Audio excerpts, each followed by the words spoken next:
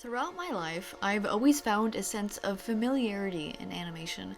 I grew up on shows like Avatar: Last Airbender, Danny Phantom, 16, and many more. It was so important to me as a kid that I literally would not watch any show that wasn't animated.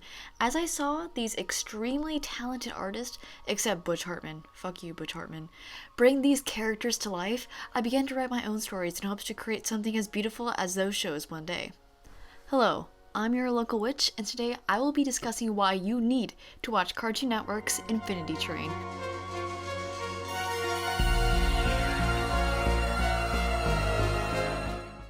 If you liked Over the Garden Wall or Gravity Falls, then this show is right up your alley. Don't forget to like and subscribe. There has been quite a lot of growth on my channel recently, so I'm very grateful for you all. I appreciate all 138 of you. Infinity Train, in the broadest sense, follows different protagonists' journey on this train that teaches them how to be a better person, all while trying to discover the mystery behind the infinite world. I was super into YouTube animators, so my YouTube algorithm often recommended me indie short films, animation projects, and so on. Eventually, I saw a pilot episode on Cartoon Network entitled Infinity Train. I watched it and fell in love. The idea of a witty protagonist making her way through a train car run by corgis was fantastic. It was a brilliant first impression to not only investors but people who enjoy animation. That one episode was so good that it garnered a small but dedicated fan base. Keep in mind, this was like 4 years ago when there was a GoFundMe and a petition to greenlight the concept for the full series. I was one of those people who discovered this gem years ago and waited for the day it was greenlit. I actively looked at the funding page and researched for months, hoping to get any news of it becoming real, but there was nothing. Eventually, 2 years went by and it completely slipped my mind. But in 2018, I finally heard news from Cartoon Network that the show was in fact greenlit and in production. And on August 5th, 2019, the first episode finally aired. It was magical. The first episode added so much depth to the world. The main character Tulip made a joke about St. Paul kids when she sees a giant snowman, because there's a giant snowman in St. Paul, and it made me feel a personal connection to the characters. I know it's just a dumb giant snowman joke, but not everyone would get that joke, and I just thought it was cool for a town I grew up in to have a shout out. On top of that, I've been following this show for years, from the pilot to the first episode, so this premiere was extremely special to me. Each episode never ceases to amaze me. It's impressive how Infinity Train can tell such a heart-wrenching and detailed story in just 12-minute episodes. Now, I will be discussing each season specifically, so there will be minor spoilers about the general plot, but nothing past the first few episodes of each season. Basically, each season follows a different protagonist, who is connected to the one in the previous season, so there is bound to be some spoilers regarding later episodes, but if you want to go into Infinity Train completely blind, then just watch the overall end. But I highly recommend you see the importance of each season since they are incredibly different and impactful in their own way. I will discuss some major plot points, but I will make sure to have a spoiler warning when I do.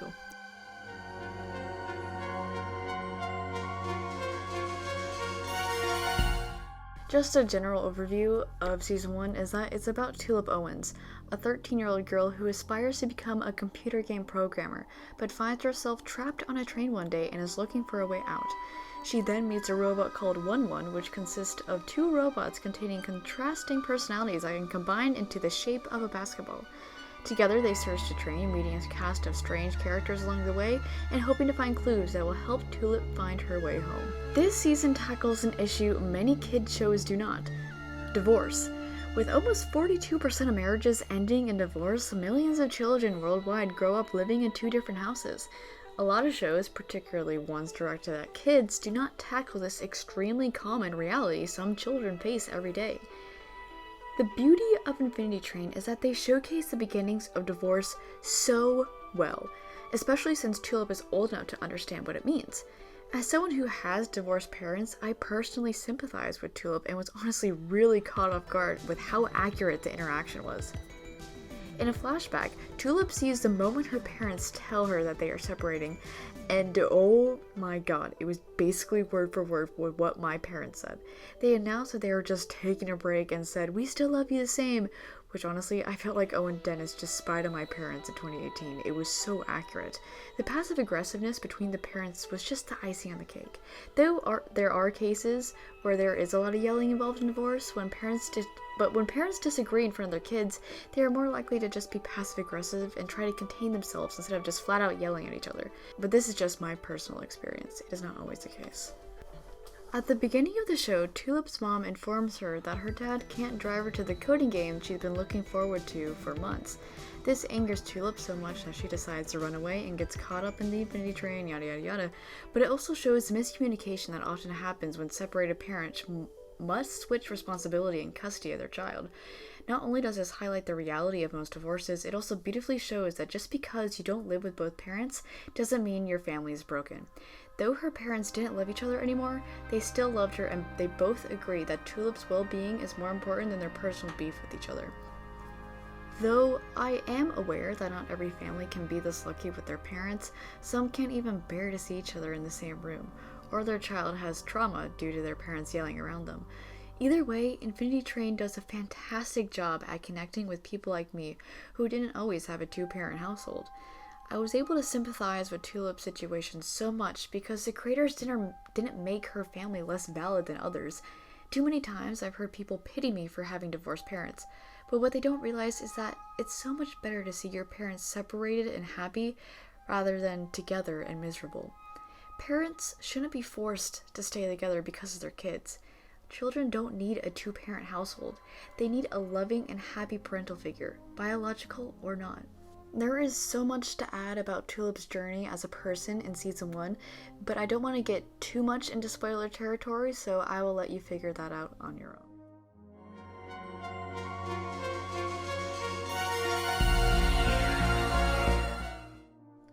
The second season focuses on the adventures of MT, the mirror version of Tulip, released while she was in the mirror car. In the first season, she discusses her struggles with having to live with the exact same life as Tulip. Wanting to break free of being someone she is not, she escapes from her car and becomes a fugitive on the run, since she defied the mirror law. Through MT's journey, we see a common theme of individuality and becoming your own person.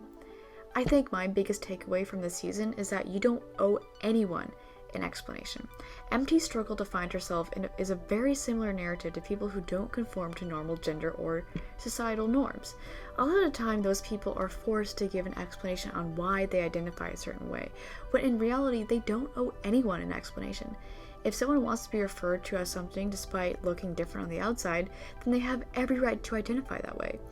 No one gets to decide how you identify or who you want to be. That is for you to decide and you only. Just because someone identifies with masculine or gender-neutral pronouns doesn't mean they have to strictly and consistently look like a stereotypical man. That said, there is no harm in accidentally misgendering or simply not knowing how someone identifies. As long as you are respectful of other people's identity and allow others to learn, then there is no harm. You don't owe them an explanation of why you identify a certain way, but they do deserve to know how you identify, and if they can't respect that, then fuck them. The beauty of the season is the fact that it has such an amazing take on what it's like to struggle with identity. She begins to become the person she wants to be through the power of friendship and through her own certainty. Despite the mirror police telling her to submit to the rules of the mirror car, she defied all her chances and became the person she wanted to be. In the end, the only person who gets to decide who you are is yourself. In addition to following the adventures of MT, her very cute companion Jessie learns that always being passive in your life comes with devastating consequences. He is my favorite himbo and I love him so much. However, a flaw that is discussed is that he doesn't really know how to say no, because he fears it'll make people mad. This is a very real fear, and no one really wants to have people angry at them, but if you have to compromise your own mental health, then it's just not worth it. This season paints this narrative so beautifully. His sacrifices that he made in order to make others happy is slowly revealed throughout the show, and he begins to realize his flawed logic. His relationship with MT is just perfect too. Though they have a bad start, they both help each other grow in the best way possible. MT is a girl who knows what she wants, while Jesse is a boy who doesn't know what he wants. They perfectly complement one another, and the two build a symbolic bond that defies every obstacle against them. Their relationship and my personal connection to MT's struggle is what makes this season so special to me. Also, did you know that Jesse was Native American? Specifically, he is of the Apache tribe. Even the actor Dobby Damon is part Apache. I just think that's really neat.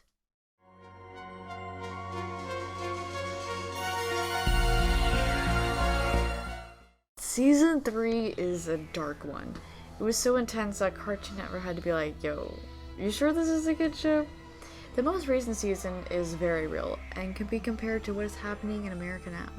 Focusing on the Apex Squad, who were previously villainous to MT and Jesse, Season 3 discusses the dangers of being consumed by hurtful ideologies and how it can affect the people around you. Simon and Grace are the leaders of the Apex, who strictly follow the rules of the true conductor. They want to raise their numbers instead of lower them, since they do not want to face their reality and get off the train to their miserable homes. Since the Apex is run by a bunch of kids, their methods of survival are quite destructive. It gets to the point where they teach one another that the beings inside the cars are nulls, meaning that they aren't real creatures and are unworthy of respect and basic human decency. Their lack of basic respect for the creatures around them really reflect the QAnon situation happening in America. Though harmful conspiracy theories are not new, the fact that people in positions of power are perpetrating such a horrible ideology is truly sickening. People who decide our laws are the same people who believe that JFK Jr. is still alive. Though Simon and Grace do not mean to misdirect the kids they are in charge of, since they wholeheartedly believe in their ideology, their views still destroy those outside and inside of their cult. Despite their disgust towards Knowles, Grace and Simon begin to drift apart in their ideologies. Grace becomes more empathetic of Knowles, while Simon continues to clutch onto his past. This season explores philosophy and how much a belief can influence a person's actions, filled with drama, plot twists, fantastic character development, and scenes that'll make you cry. This season is arguably one of the darkest, yet fleshed out plots of the season. Though every season of Infinity Train is genius, this season in particular takes a new perspective of the world the other seasons did not. There are quite a lot of parallels between the cult of the conductor and QAnon supporters. Everyone around them is sickened by their beliefs and often lose family members from their support of QAnon, yet they never seem to think they are the problem. Now, I will be getting into extreme spoiler territory since the ending of Season 3 is so important and I want to talk about it for a bit. Skip to this timestamp to jump to the conclusion of this video.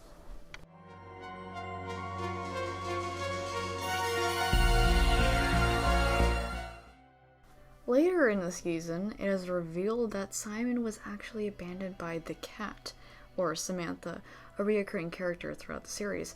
His hatred and sense of betrayal he felt from the cat is what drives his distaste for Knowles so much. Despite thinking they are unworthy of basic respect, he sure does let them control his past. In the end, Simon becomes so consumed with his dangerous ideology that he self-destructs and literally gets sucked away by the creatures, also known as gums, outside the train.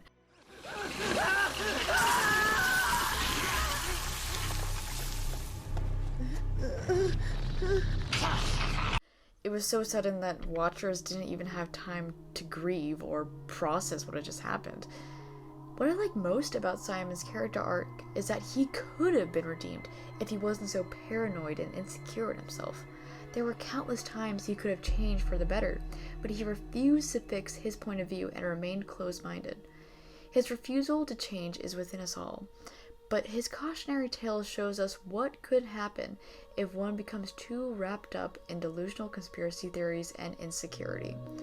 Writer Justin Mitchell said this about his death. "Why would I want to change when I'm always right? It's just the saddest thing. If you don't think you need help and you're always right, how can you ever get better? That's why Simon dies. Needing to be right is cancer." Simon's death teaches viewers about being consumed by an inferiority complex and how wanting to be right all the time never works out. His refusal to get help and trust issues are what ultimately gets him killed. He dies insane and alone, the ultimate fate of those trapped in their own harmful ideologies.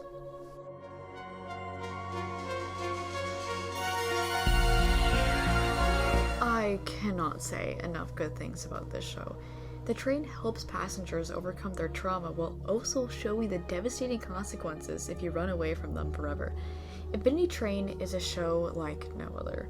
It's easy to binge, it's beautifully animated, and every single character is just as compelling as the last. The reason why I'm emphasizing this so much is that Infinity Train has been renewed for a fourth and final season. I'm extremely sad that they were cut short of what could have been an even greater show. A lot of fans were worried about not getting a fourth season at all since we had a scare on Twitter about it. It has so much potential to go past 4 seasons, and if you have HBO Max, I beg you to stream it. The creators haven't worked on it in a long time, but maybe if we all stream it when it comes out and show how good this show is, they might be able to bring it back. This show technically may be for kids, but it tackles issues adult shows can't even handle. It has a fantastic message and is suitable for all viewers, regardless of age. I think the one takeaway I have from this whole show is that everybody's journey is different. Not one character on the show faced the same conflict, nor did anyone have the same conclusion. We all process trauma differently, and Infinity Train does a great job at representing that theme. When you're at a crossroad, it's better to choose growth rather than pity. Infinity Train shows that no matter where you are in life, you still have a chance to change for the better. Whether you resonate more with Tulip's journey, Jesse's, or MT's, they all came out a better person than when they came in. No journey is the same, and you shouldn't feel ashamed to take a certain amount of time or more steps than others. What matters is that you see real growth and change in yourself. Just like the numbers on the train, one act of kindness may seem small, but even if one number goes down, that means that change is happening. Thank you all to those who worked on creating a masterpiece that is Infinity Train. I hope it gets renewed for more seasons. It still has many lessons to teach us.